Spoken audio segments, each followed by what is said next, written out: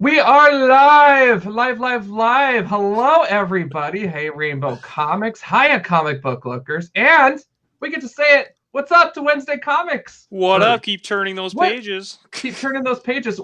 Garrett, what do you call your listeners? Like, are they Wednesday comic podcasters? That's a good call.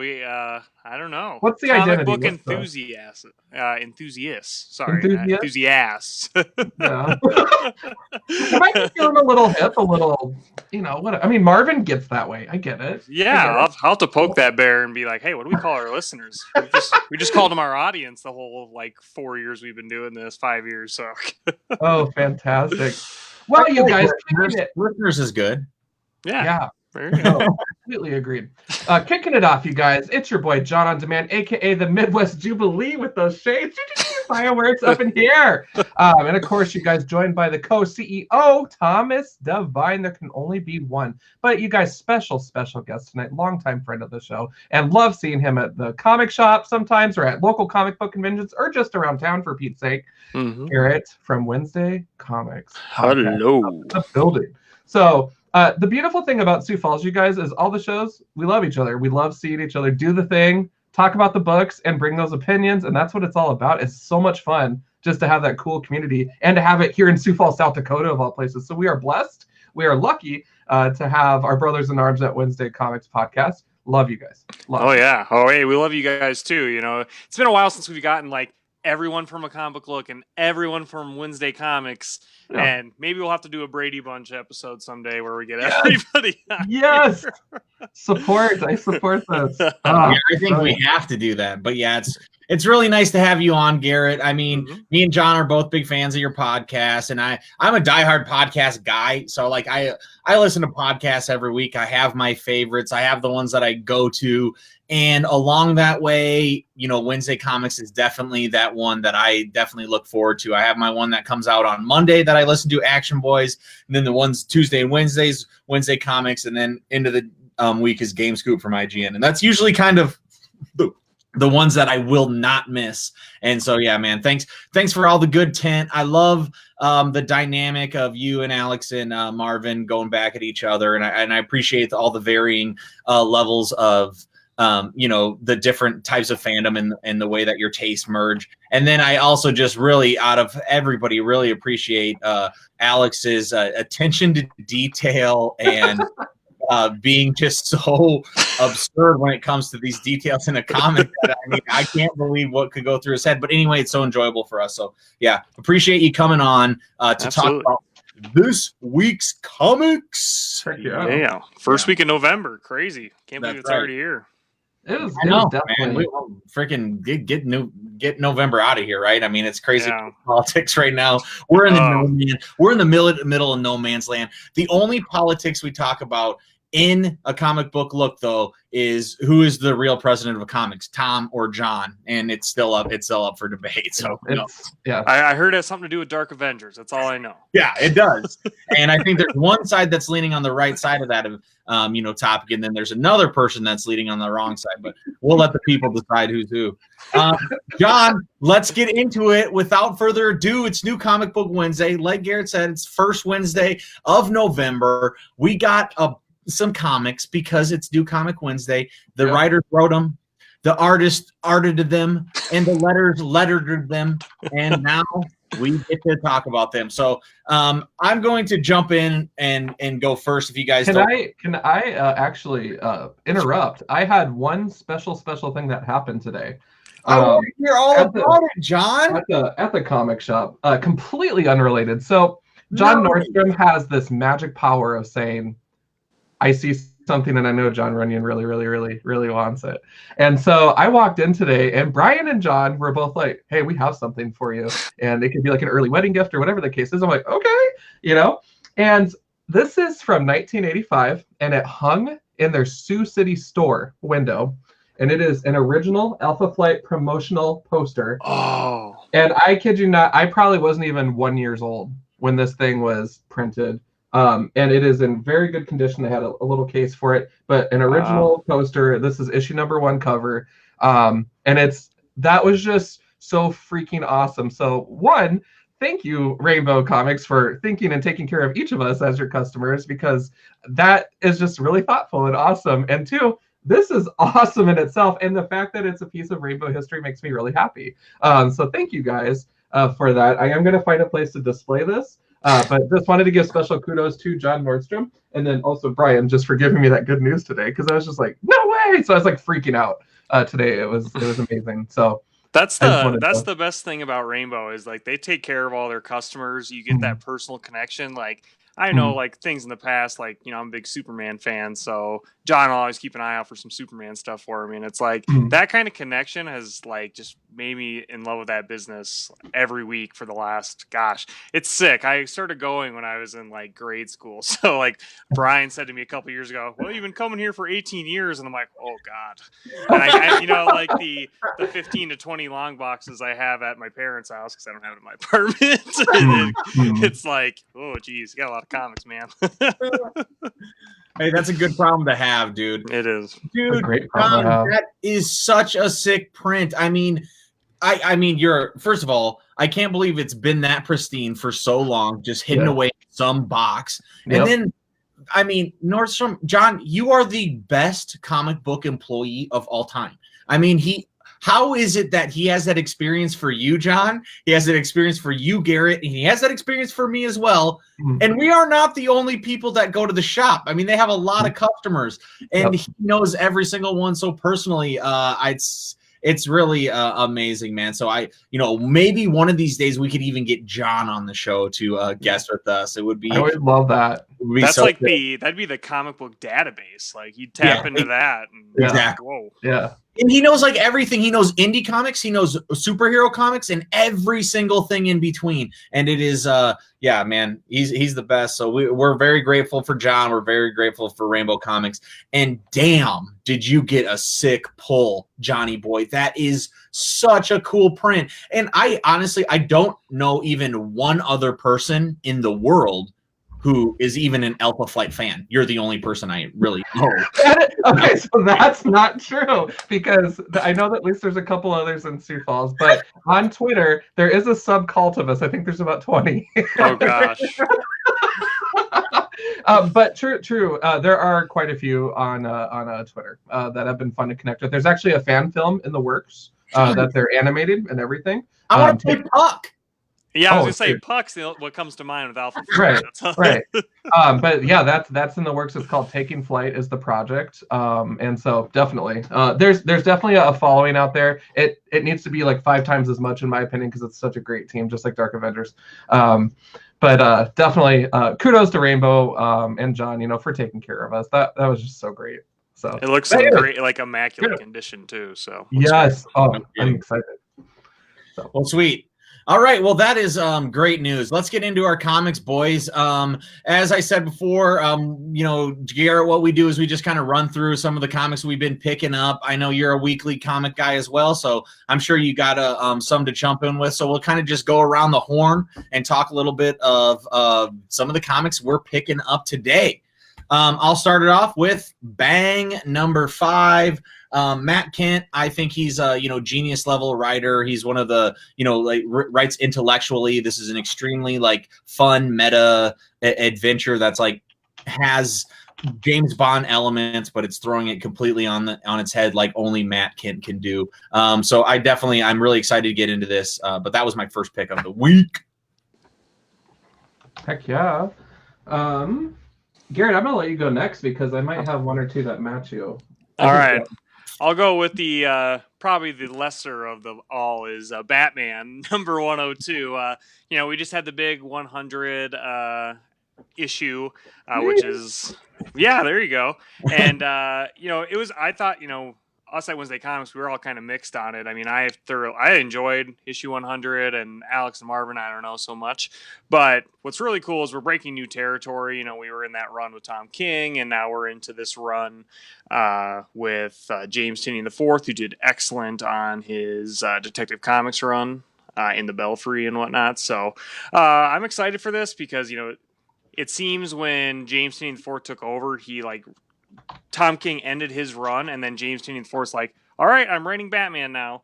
And I think he there was like a curve, I think, like of him getting over that hump of getting a story handed to him that had 75 issues of a different story and then creating something out of it for himself. So I'm excited with this new Ghost maker. You know, I feel like it has some ties to his past, like when he first started training to be Batman. So it's exciting. And for art, some artists I don't recognize. So sure. Be cool to see some new art styles, I suppose. How often is Batman coming out? Is it coming out more than monthly then? Bi-monthly? It comes out it is. It is bi-monthly. You're right. Because, it is. Yeah. Because I would say I picked up 100. I just can't believe it's on 102 already. I mean, I jumped off during the Tom King run and, I just haven't jumped back on. But I picked up, 1027 and I picked up, a issue 100 and I'm always ready to jump back on. I just didn't know if Tinian was the spot, but maybe I should check it out because I mean he is good. I know he's good. Yeah, his Joker War is good, but the arc before that, and like not to talk ill about anybody's work, but a little bit. I mean, you could tell that he got between a rock and a hard place and was like, well, I got to get from here to Joker War. Like, how do I do that? And so he just like made this arc, and it wasn't that great. But once you finally get to Joker War, pretty awesome. It was pretty fun. And like you said, he was, who knows, that wasn't Tom King's original planned ending. I mean, so he definitely probably was at the last minute pulling together some scripts and, figuring out the transition. So maybe I'll catch up with Hoopla and then jump into the next arc or something. But sweet, John, what do you got? I saw you got a Batman there as well. You're Batman. I actually had a chance to read that one too. Nice. It was actually a very interesting issue. The Ghostmaker character in general to me is interesting. I'm personally, and this is Detective Comics, correct me if I'm wrong, Garrett, but the Mirror is a little more fascinating to me as a character than Ghostmaker is right now. I feel like Ghostmaker might be a little formulaic in terms of this is my arch enemy. He's just like me, but he goes by a different name with sweet Iron Man armor. I don't know. Like it's cool. He's definitely mean and not nice and very stern. So I think if I get to know the character a little bit more, I might like him because you know how I feel about anti-heroes.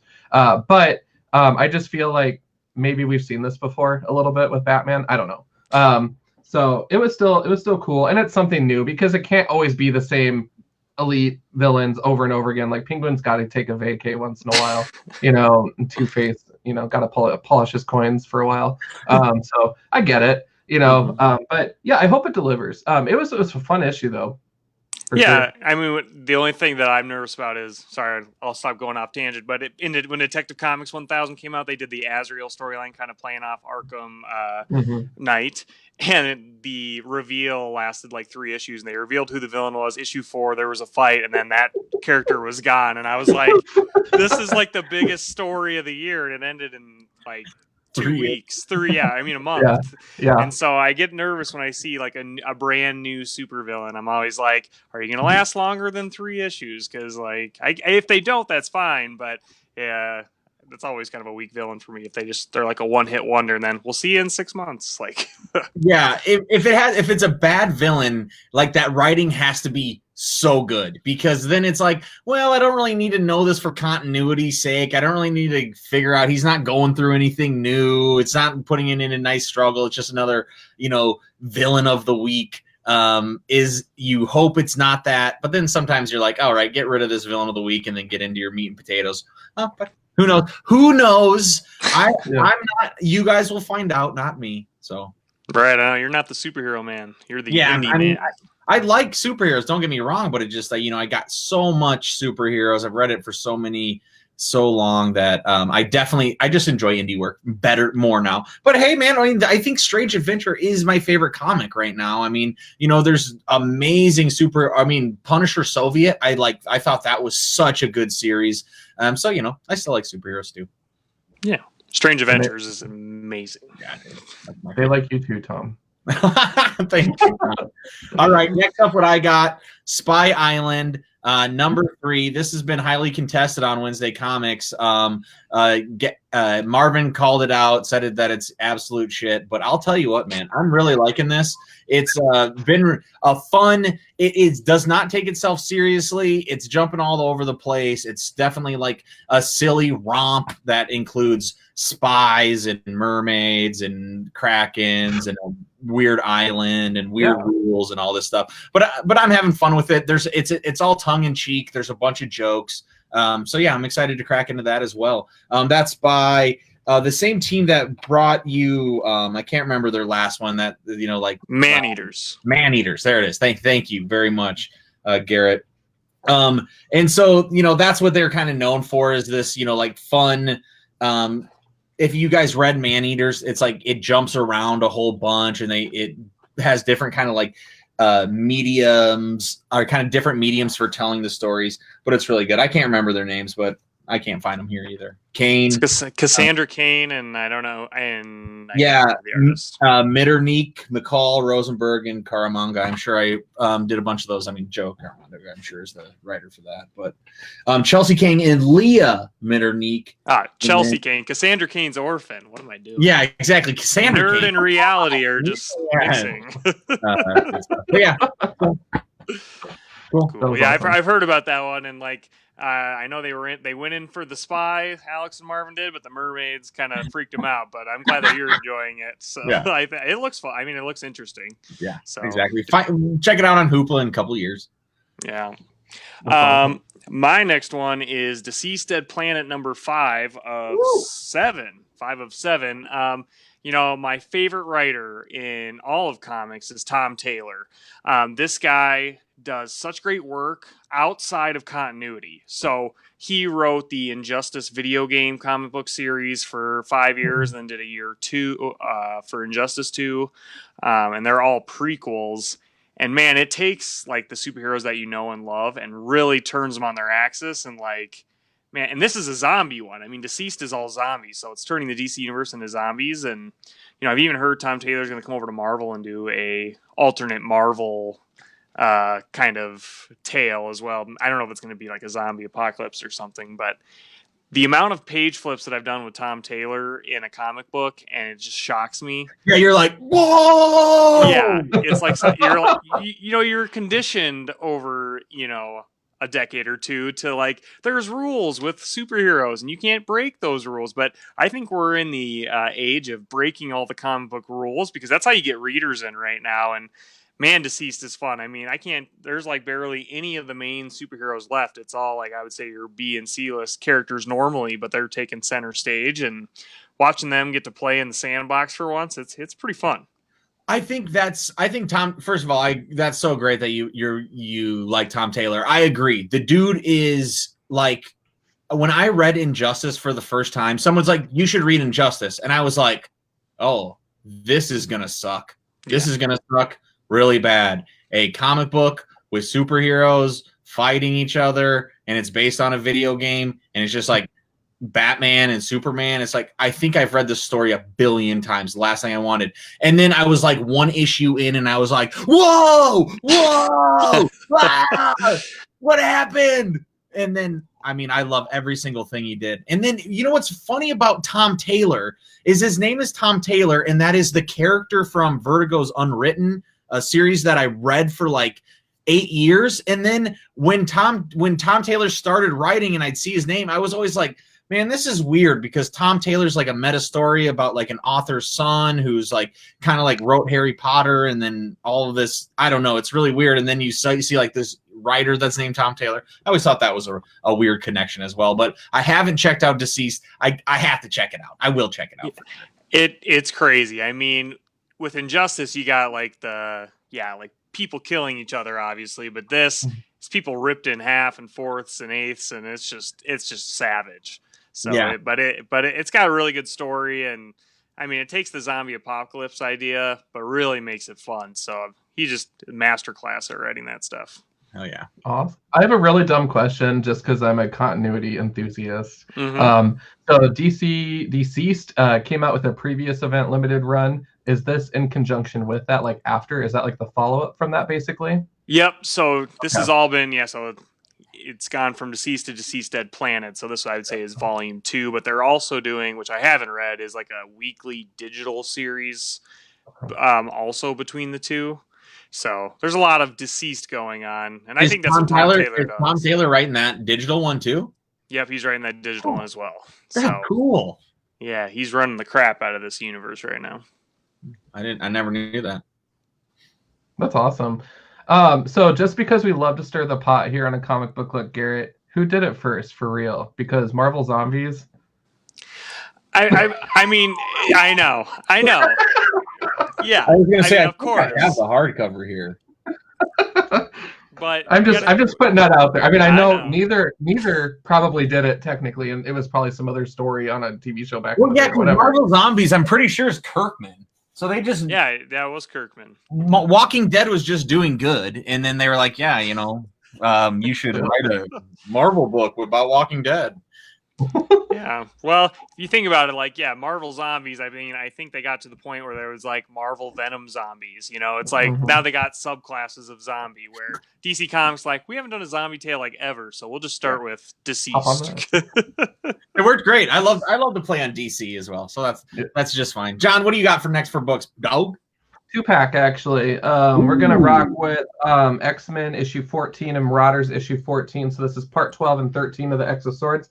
The banner is starting to become more bearable because now it's black instead of blue. So it doesn't detract as much from the cover, but I still hate it because we're missing out on cool artwork such as more of the Blade and then more of the jazz going on in the cover here. So ultimately, both of these issues are a lot of fun. I'm biased. I love the X-Men. I will say this cover makes my life complete. Storm flirting with death is like the best thing ever. Like, I can't tell you enough how many weird, funny, like, moments there are in this X-Men Krakoa situation. But like the threesome with Wolverine, Cyclops, and Jean, and now Storm's flirting with death. I mean, it's just Lions, Tigers, and Bears, oh my. Like, it's seriously Guiding Light, General Hospital, and X-Men all blended together. It is absolutely insane. True soap opera.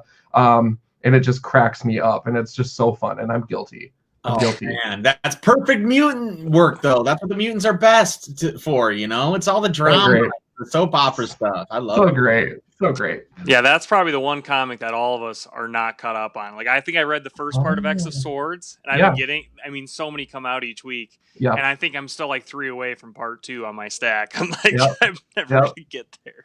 Yeah, it's hard. It's hard. It is so hard.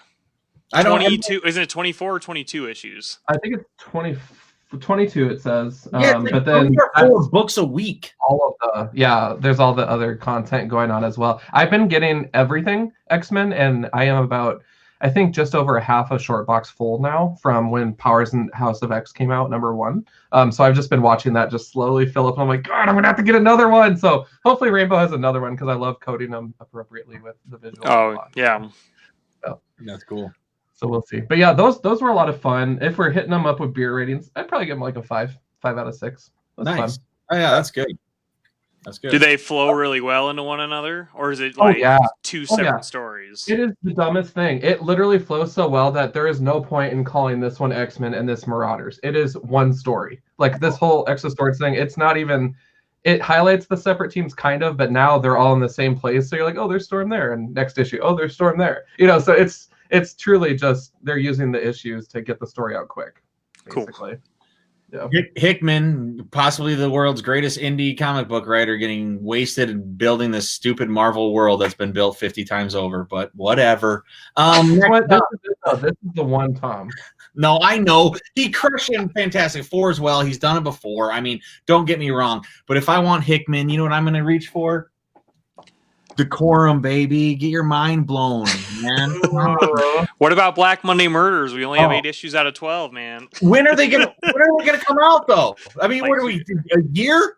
Well, you should feel bad for Marvin. He got that Shield storyline, and the first 4 issues came out in like 2008. And then last year, a year ago, 5 and 6 came out. So that guy is patient on creating stories. I wish I could find it because I have it.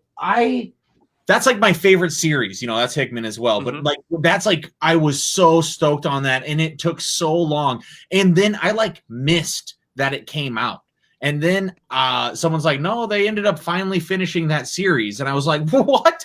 And I freaking had to go back and then pay like double the price for the stupid books at Rainbow. That was the dumbest move of my part. But yes, I mean, that story's sick, man. Hickman rocks. But you know who else rocks? You know, Donnie Cates, man. Crossover, new #1 from Image.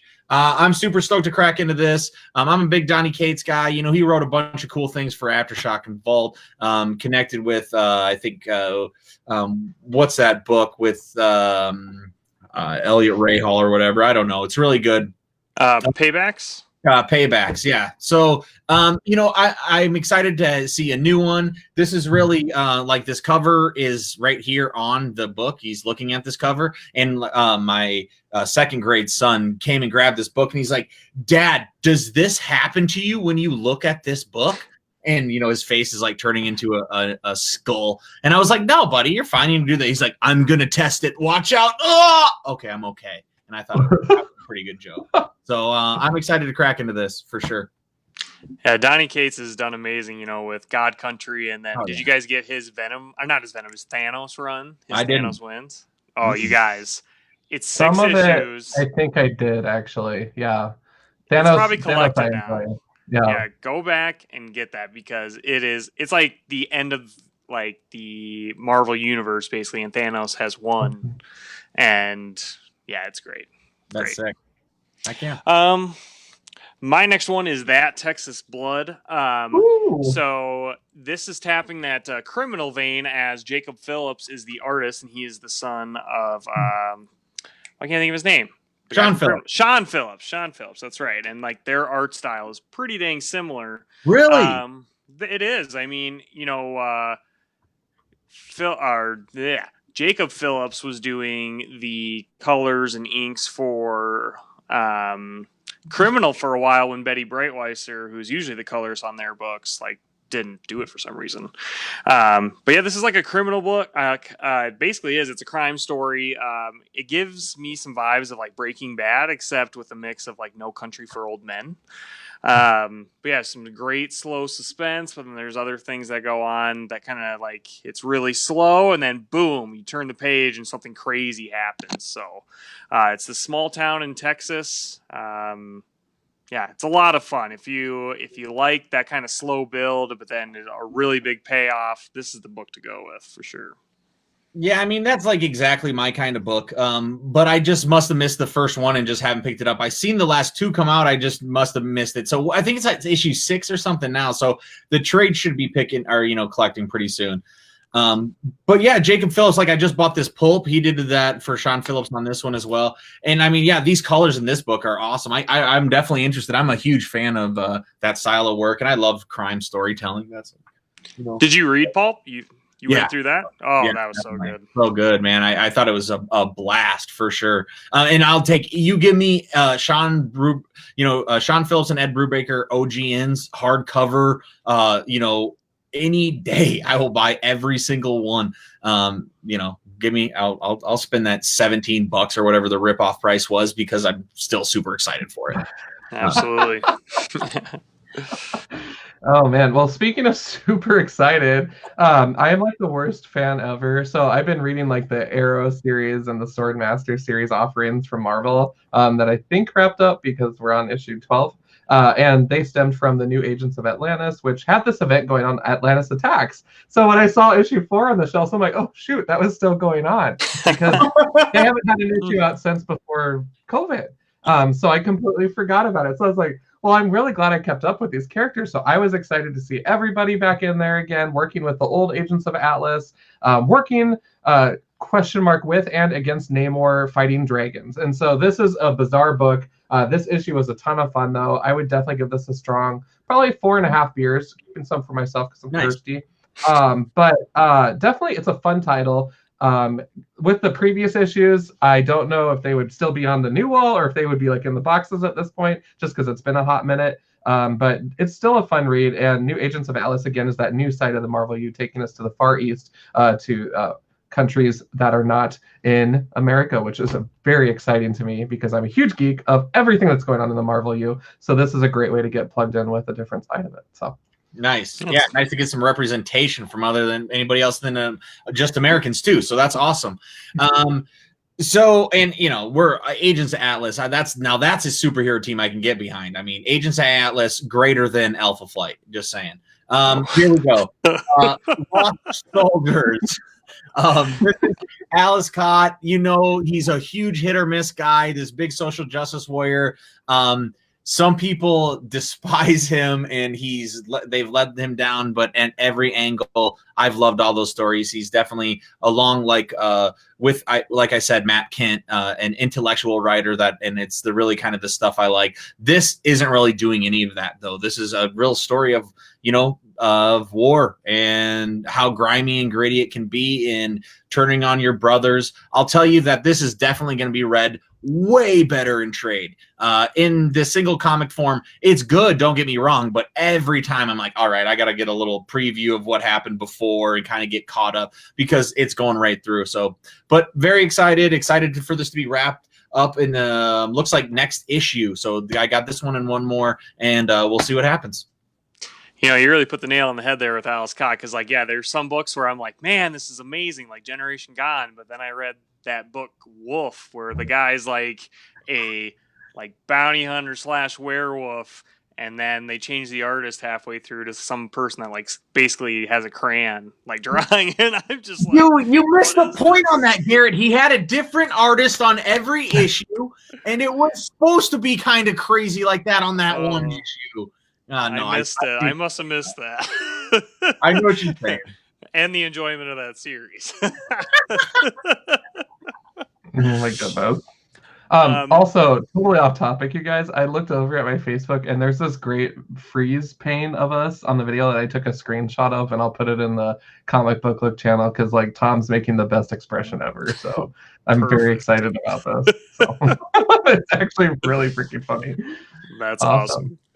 Well, my next one is this is my last one that I have for my stack, is Firepower. It's Kirkman's new book with art by Chris Samney, famed from Daredevil, Black Widow, you name it. Okay, so you guys have seen Avatar: The Last Airbender, right? Of course I have. I love it. Yeah. So think of just firebenders, but there's only one guy that can firebend. That's this book, and it is incredible. What's interesting about this series is the way it opened up. They released a trade first, an 80-page trade. So it's Firepower Volume 1, but then after the trade, it opens into the monthly comic book series.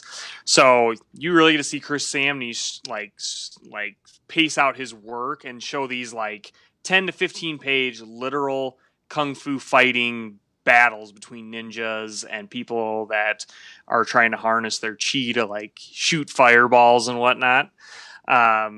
It's just such a fun series, and it has that Robert Kirkman twist on it where it's fun, not super predictable. But yeah, when I say modern, the old monastery monk man, he wears 2020 Nikes. That's what, and he wears AirPods and has a Nike hat and stuff. And he's just the coolest dude ever. Dude, fresh as hell. Yeah, when I got this 2 months ago, they did a letters column request, and I sent one in, and I didn't read the comic at all, but I rushed home and I looked in the back and I'm like, oh, my name didn't get picked. I was going to suggest Pumped Up Kicks for their letter column, because in the first issue, Chris Samney and Robert Kirkman have a conversation. They write it out, and Chris Samney hates drawing Nikes because they're so freaking complicated to draw. And Robert Kirkman loves Nike, so he wants them on every character's feet.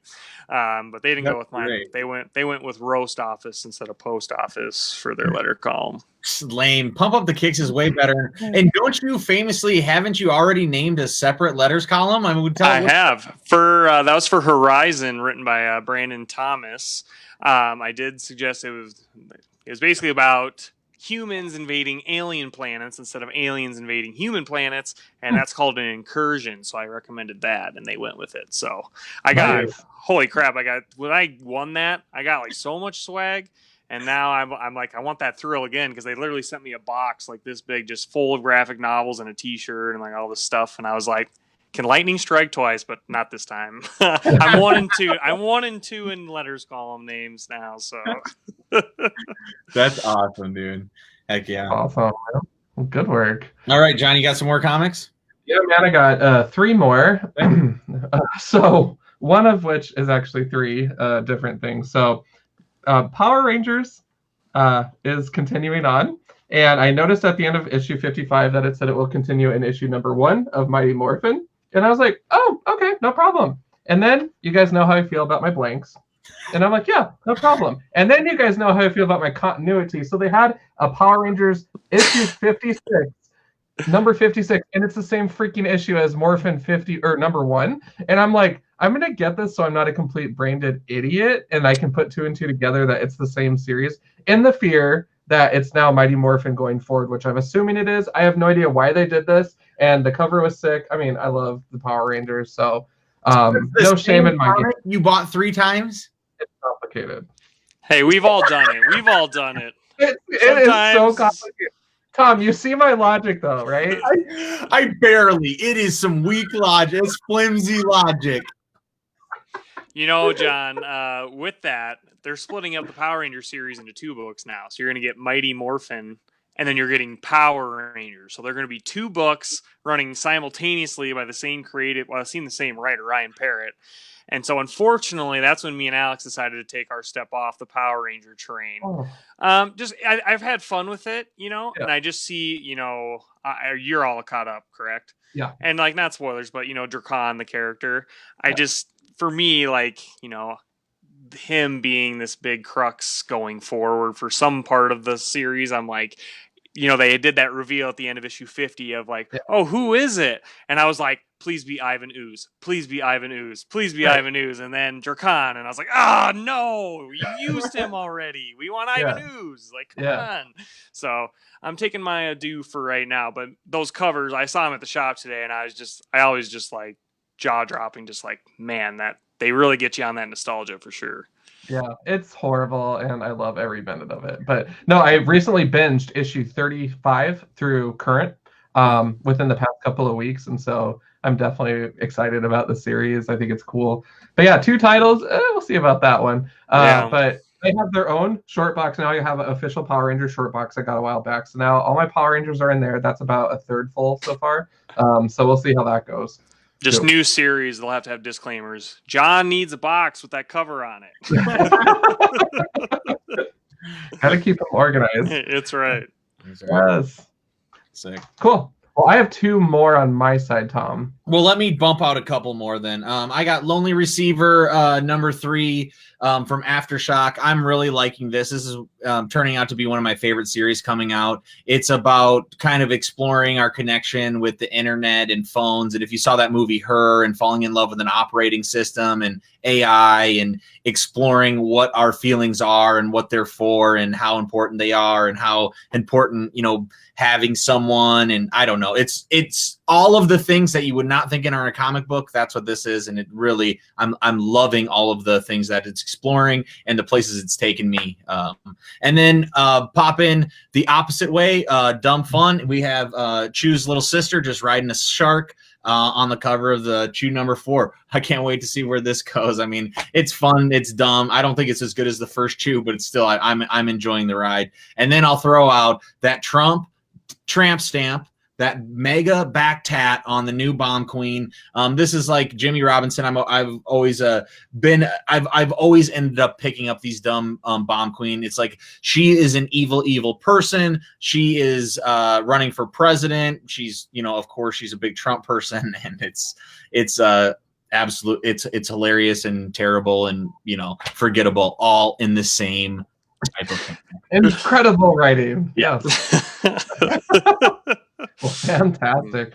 Well, hopefully this isn't forgettable, but it might be. I got the Web of Venom one shot of Empire's End with Null, and he's coming, and the next big bad, symbiote god, and all that stuff. So I want to be more excited about it. I haven't read it yet, but we'll see. Yeah. We'll see how it goes. I haven't read it yet, I but- remember Null from early on, and I guess we had a message with Donnie Cates' Venom series. That's still ongoing. Yep. But I remember him from that, so looks like he's getting a Megazord or something on that cover, so I don't know. Dude, Uh, No, I just mean everybody he's needs just a huge. Megazord. He's just huge. Everybody needs a Megazord. Get to make my monster grow. Yeah. My final title, I don't know why I bought this. The guys at the shop were talking about it, but Wolverine Black, White, and Blood. So evidently it's very bloody. Marvel's definitely like letting someone's face get torn off in the issue or something crazy. I don't know. So this might rival something that we might see in like The Boys or Deceased for that matter, but I guess it's different when they're already dead. I don't know. Oh, sorry. Good transition. I haven't read this yet though. I'm really curious about it. I figured why not.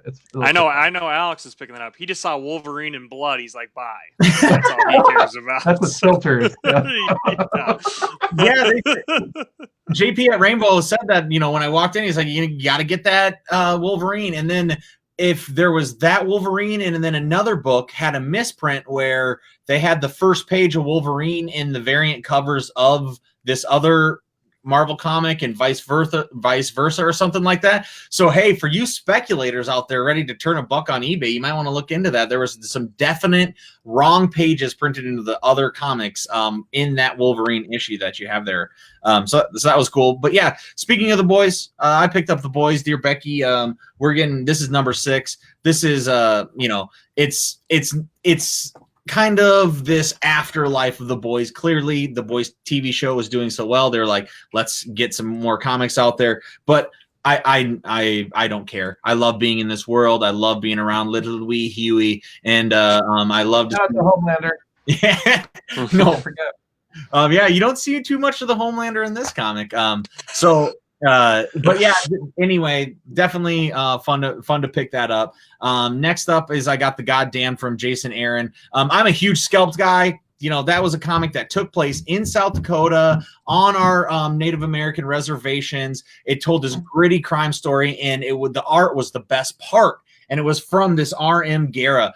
He's like, I think he's from Spain or from Brazil or something like that. He is so good, though. The art is, if you guys can see, is just like, it's old school comics. It's hard to see. It's ugly. Everybody's real. It's crazy. And this is an issue. This is called the Virgin Brides. It's all about this crazy, like tribe that gives up their women to these one people, and there's these angry real gods involved, and it's all sorts of really cool stuff. But I'm absolutely loving the heck out of this book, so really excited. And anytime we get Jason Aaron doing his book on a normal basis, it's the best. I mean, Southern Bastards is like one of my favorite books. I'm pretty sure that writer got Me Too'd and will never get the artist got Me Too'd and will never get to have any more of it, which really sucks for that asshole to be such a jerk.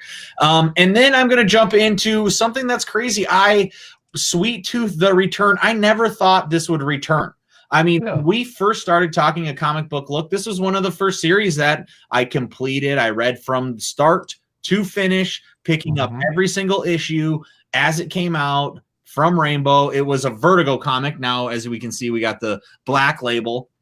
But to have The Return and have Jeff Lemire be doing the art and writing again. I remember listening to interviews when he finished the first series, and he's like, well, I'll never do a weekly comic book again where I write in and draw because it's been extremely stressful. And he's turned out to be the, comic books Jeff Lemire, the one guy who everybody knows is if he's on a book, you get it because it's going to be good writing. And so then to have him tackle this Northwoods, depressed, lonely, scary, desolate, dystopian vibe in these hybrid creatures, and it jumps ahead right off the beginning 300 years later. So I don't know if this is Gus or what, but it looked like it, so I don't know, but I'm really excited for this. 6 out of 6 beers. I had to read it. It was the first one I read right away. It took me right back to that place and then spun it right around. So excited to see where that goes. The only thing that takes you out of this is now that it's like a DC book, you get like superhero shit throughout the entire thing. And even like when it was Vertigo, you didn't get ads in Vertigo books. That was like a thing with Vertigo. They were, pristine, not with this shit anymore. So now you get this one ad, even this one fucking goddamn it, dude. The next time I see a Snickers, I'm gonna smash it with my foot. Dude, this pissed me off. You can't be vibing so hard on this comic. You get this crazy thing. He's about to drug a kid. Oh my God, what's gonna happen? Snickers.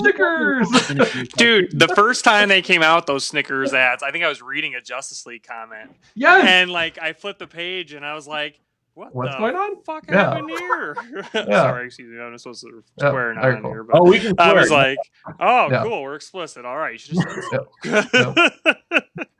fuck it, you're cool. All right, man. Oh, yes.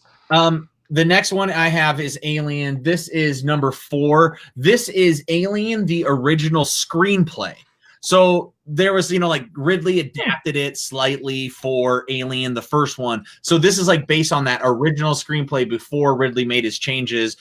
Like there's not a big Ripley character and all of, and also the kind of wanting to keep all of the minerals and the greedy part that they have in the movie isn't quite in here, but it's a really cool look. I am an Alien fanboy. This has got me really excited about Alien. My other podcast that I like, the Doughboys, they were talking about aliens and are Alien. And so I have actually just gone on a run. And in the last week, I've watched Alien, Aliens, Alien 3, Alien Resurrection, and now I'm watching Alien versus Predator. I plan on watching the best Alien one versus Predator, Requiem, and then Prometheus. Don't do it.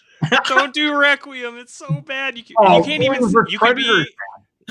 I know, but you could be in the darkest room of all time and still not be able to see what's going on in the Alien vs. Predator Requiem. Like, you see 10% of that movie, even if your room is completely black and you're bright. We've got some comic books like that too.